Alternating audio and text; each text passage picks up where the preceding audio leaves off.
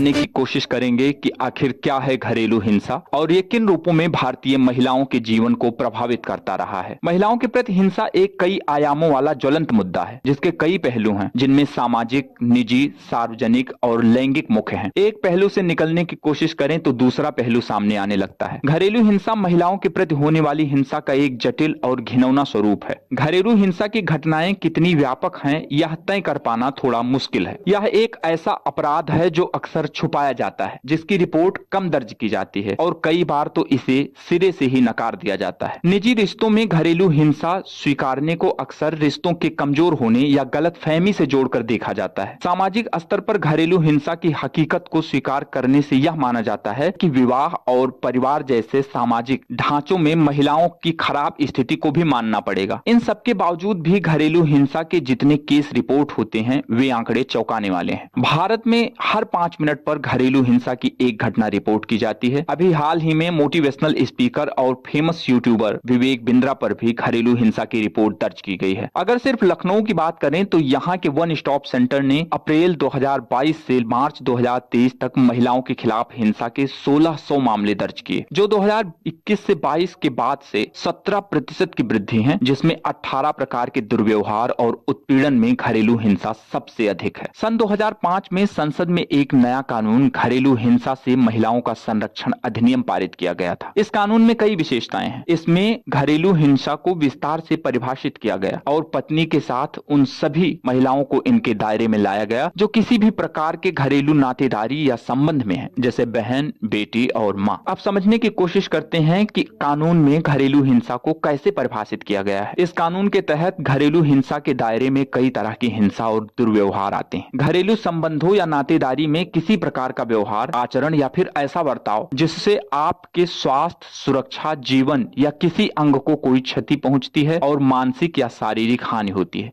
वह घरेलू हिंसा की श्रेणी में आता है। अब हम घरेलू हिंसा के प्रकारों की चर्चा करते हैं, जिसमें शारीरिक दुरुपयोग, लैंगिक शोषण, मौखिक और भावनात्मक हिंसा, आर्थिक हिंसा मुख्य रूप से शामिल है, जिन पर विस्तार से नजर डालते हैं। अगर हम शारीरिक दुरुपयोग की बात करें तो इसमें मारपीट करना, थप्पड़ मारना, दांत काटना, ठोकर मारना, लात मारना इत्यादि शामिल है। लैंगिक शोषण जैसे बलात्कार करना, बलपूर्वक बनाए गए शारीरिक संबंध, अश्लील साहित्य या सामग्री देखने के लिए मजबूर करना और अपमानित करने के दृष्टिकोण से किया गया लैंगिक व्यवहार, साथ ही बालकों के साथ किया गया लैंगिक दुर्व्यवहार भी शामिल है। मौखिक और भावनात्मक हिंसा जैसे अपमानित करना, गालियां देना, चरित्र और आचरण पर आरोप लगाना, लड़का न होने पर किसी महिला को प्रताड़ित करना, दहेज के नाम पर प्रताड़ित करना, नौकरी न मिलने या छोड़ने के लिए मजबूर करना, आपको अपने मन से विवाह न करने देना या किसी व्यक्ति विशेष से विवाह के लिए मजबूर करना, आत्महत्या की धमकी देना इत्यादि शामिल है। आर्थिक हिंसा में आपको या आपके बच्चे को अपनी देखभाल के लिए धन और संसाधन न देना, आपको अपना रोजगार न करने देना या उसमें रुकावट डालना, आपकी आय,